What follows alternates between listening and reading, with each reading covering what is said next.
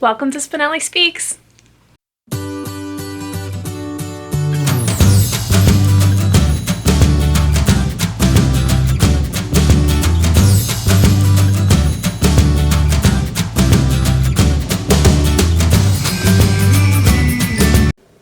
Hi guys, Danny here. Welcome back to my channel. Today we're going to be doing a book tag. Now, I was not tagged for this, but it's a leap year, and what better time to do a leap year tag than in an actual leap year? So I have not been tagged, but I'm going to do the book tag anyways.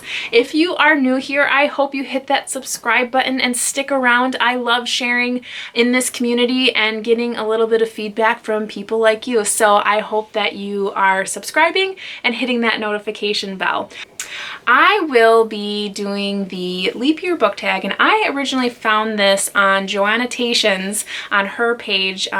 She did the tag not so long ago, and it was actually originated from Amy Myers and then Hillary from Melted Books. I will link all of those creators down below so that you are able to take a look and see them there. So today is our leap year. It is February, I almost said January. It is February 29th. For those of you who don't know, this is Kingston. He wants to be on my lap right now. But so there's a couple of different questions for this tag. I'm going to kind of go through a little bit about what I think about each question. And yeah, so let's get going. So the first question here is number 1, an extra day. What's a book that brought something a little extra?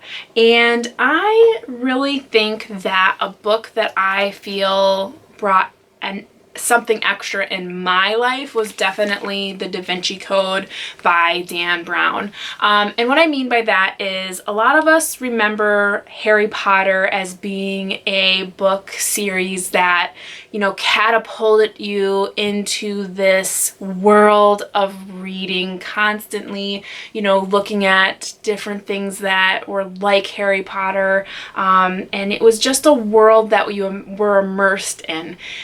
Similar things happened for me with The Da Vinci Code. So similar timing of when this book came out, same timing of when Harry Potter series was kind of circulating. And what I really enjoyed about this book is it got me thinking, and got me thinking more like an adult. And I know that sounds kind of silly, but it was the first of many adult books that I kind of jumped into. I really enjoyed the main character, Robert Langdon. It was like an adventure every single time, and when I learned that it was part of a series, it really got me excited about reading, and not just for, you know, more middle grade or kids books or fantasy books. It got me interested in books that were about real people.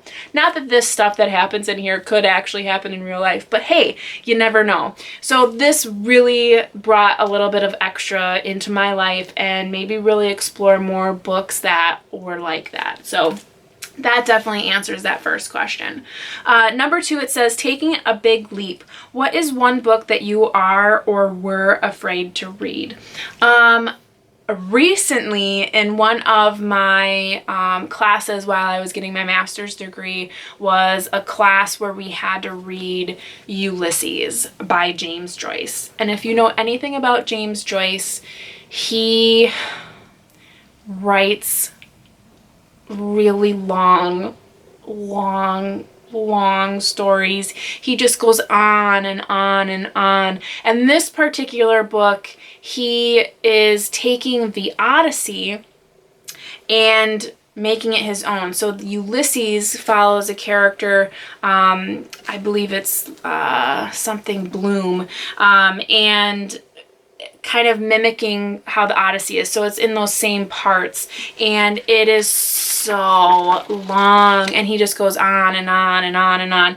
And going into it, I was like, oh my gosh, I don't want to have to read this for this class. It's going to take me forever. It's a heifer of a book.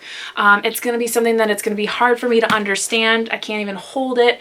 However, once I got into it, and because of the atmosphere that I was in, where we had people able to discuss it, it made a world of difference. I was able to better understand the storyline. I was better to understand the message, each part. We really dissected each section.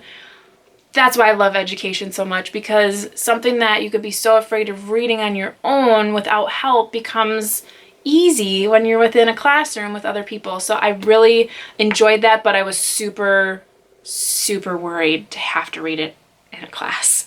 So that is the number 2, that question. Number 3, it says, every 4 years, what is the 4th book? So it's every 4 years. What is the 4th book that you read this year? I actually read The Guinevere Deception by Kristen White. I don't have it here because I rented it from the library, but I'll put a picture here.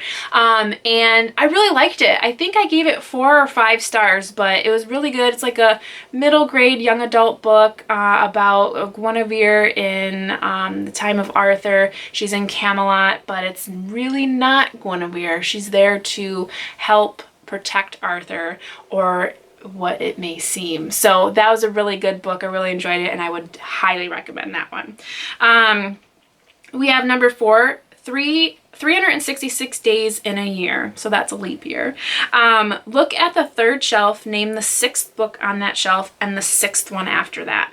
So I actually did not read that properly, but I ended up counting back. I have actually double shelves here. So I went for my classic shelf, and if we go on the 3rd shelf, so 1, 2, 3, 4, 5, 6. So the 6th one would have been Macbeth. Now this is my TBR, so these are books that I have not yet read. So the 6th one in was Macbeth, and then the 6th one after that was A Picture of Dorian Gray by Oscar Wilde. So these are 2 that I have not yet read, and I'm looking forward to it. Again, these are my TBR shelves, so these are books that I have to get to, and I hope so soon, because I have quite a bit of TBR on these shelves. So again, that was Macbeth and Picture of Dorian Gray. Put those back. And then the next question here is number 5. It says, leaping ahead, name 4 books you want to read by the next leap year, or name something on your bookish bucket list that you want to complete by the next leap year. So in the next 4 years, I think that I probably will get to these before then, probably actually in this year, but I've really been wanting to read Rebecca, and it's actually on my book club's book list this year. I can't remember which month it's in, but I'm super excited to read it. I'm really looking forward to it. I've heard it on several Booktube channels. I had never heard of Daphne du Maurier before Booktube, so it's definitely a Booktube made me do it thing, but I'm really excited to read this, so I definitely want to get this done this year. So yeah, I'm really excited about that. Another one that I'm really excited about, because I did not know that it was a book, but when I found it out at a library book sale, I was really excited, and that's Fried Green Tomatoes by Fannie Flagg. I love this movie. I remember as a kid I would watch it over and over again. It was always on like a TBS or a USA or whatever channel they put it on all the time. I think it was maybe the country music station once they started playing movies, but it was on all the time, and I loved it. So I really want to read this. I don't know if I'll get to it this year, but definitely within the next 4, I definitely want to read this book. Then this one I definitely think I'll read this year. It's Breakfast at Tiffany's by Truman Capote, and I, again, adore this movie, and I've always known it was a book, but just never had the, thought to pick it up. I found it at a library book sale, and I was like, this is fate. We need to get this book, and I need to read it. So again, it's not that big. I'm excited to read it. It'll probably happen this year, so definitely within like the next 4, but I'm going to be doing that. And then just as far as like bookish things that I want to achieve in the next 4 years, I just want to continue to grow my channel and talk to as many people in the community as I can, and just continue to explore what Booktube has to offer. So that's 4 things that I hope to do in the next 4 years. The next question, let's see here, is number 6. It's Leapfrog. Name a book on your TBR that has green on it. So this book Secret Garden, so very green. I'm super excited. I mentioned in my last video, I found this at Goodwill for 99 cents, and at the time I was just excited because it was a book that I had read as a child, adored the movie, really liked it, and thought to pick it up because it was just nostalgic, and I thought to reread it. When I got home, I saw something on Instagram, which led me to YouTube, which led me to a group of people that are going to be reading this in March. I am so excited. Like, how more awesome could it actually be? The sole purpose of coming to Booktube was being part of a group, and it just keeps happening every day. So if you're out there and you're reading and you want to contribute to a community, you want to, have a conversation, all you have to do is comment, be part of that. It's awesome. So I mean, my face hurts. It's just so amazing what this community has done. So Secret Garden is green, and I'm excited to read that actually next month in March with that group. So that's the green one. And then it looks like number 7 is called Bad Luck. What bookish things do you steer clear from? Not too many. Beside spending a lot of money on books. So I tend to have a rule. I usually only buy books from like clearance sections, from library sales. I usually don't spend more than $2 on a book. Depending on the book, I might get to like 3 or 4, 5 is stretching it. I have bought new books from time to time, but very rarely. I am pretty good at thrifting, and if not, I will rent it from the library.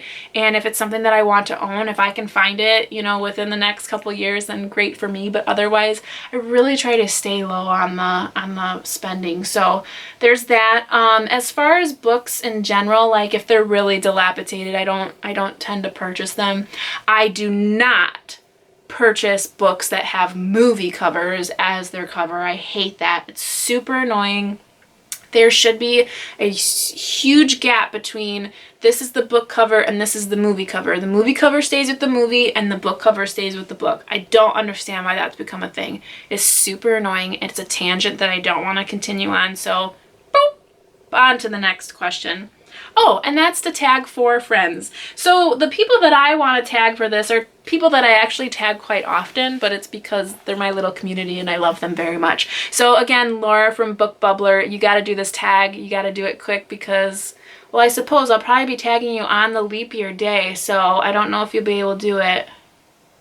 Anywho, I'll tag you anyways. So Laura from Book Bubbler, I'll go ahead and put her information in the description below. She's amazing. You should go and check her out. And then again, Casey from Lost in a Bookcase. Her and I are having a lot of fun in our comments and checking each other out. She's tagged me recently in another video that I'm going to be doing probably closer to the end of the year when I get closer to my year anniversary. And then Ara Moose, I really like her channel. She's currently pregnant, super cute. She has been doing really great videos. I love her stuff. She reads stuff that's a little bit outside of what I read, but I love watching her videos because it's kind of giving me a good idea of those books and if I want to kind of dip my toe in the water. And so I really like her stuff. So definitely for her, again, I'll link all of those creators below. And then the final tag is I want to tag you. It is high time that we all just start doing tags no matter if we're tagged or not. So if you are watching this video and you want to do this book tag, then I will tag you. You do it and do it well. And then go ahead and comment below if you do it. I just keep saying you do it. You do it. You do it. You do it. You do it. And I'll come and watch your video and comment as well. So that's all I have today. I want to make this one short. I hope you are all doing well and reading great books and enjoying your extra day of the year. But that's all I have for you folks. You know how it goes. Happy reading. Bye!